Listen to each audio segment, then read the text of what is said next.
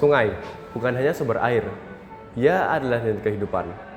Namun, di balik permukaan yang tampak bersih, terdapat ancaman yang tidak terlihat. Mikroplastik.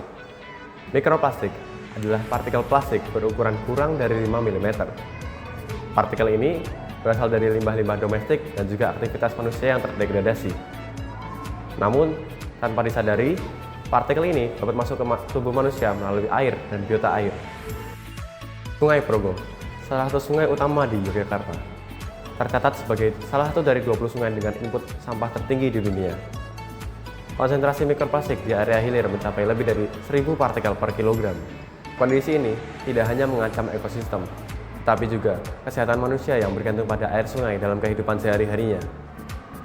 Dari sini, riset kami lahir, memanfaatkan teknologi elektrolisis dengan elektroda titanium yang dilapisi oleh zinc oxide yang bertujuan untuk mengurangi kadar mikroplastik pada Sungai Progo. Langkah pertama metodologi, kami mengambil sampel air Sungai Progo di bawah jembatan Bantar. Kami mengambil dengan tali, botol 1 liter, galon 15 liter, dan juga pemberat. Proses kedua metodologi, kami melakukan elektrodiposisi dengan zinc nitrate hexahydrate selama 30 menit dengan -1 volt dan 80 derajat Celcius. Kemudian setelah elektrodiposisi, kami memasukkan elektroda dalam furnace selama 2 jam dan 400 derajat Celcius.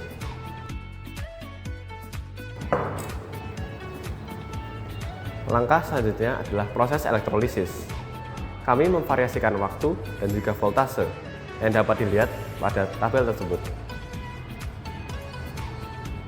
Proses terakhir adalah mikroplastik analisis dengan menambahkan 30 gram NaCl ke dalam sampel yang kemudian dihomogenkan selama 2 jam.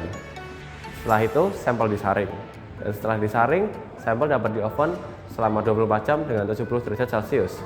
Setelah di-oven, baru mikroplastik dapat diamati menggunakan mikroskop dengan 400 kali perbesaran. Pada tabel ini terlihat data massa plat dan massa zinc oxide yang didapatkan.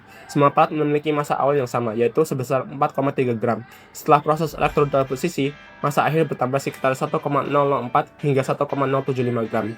Peningkatan ini membuktikan keberhasilan deposisi zinc oxide pada plat titanium.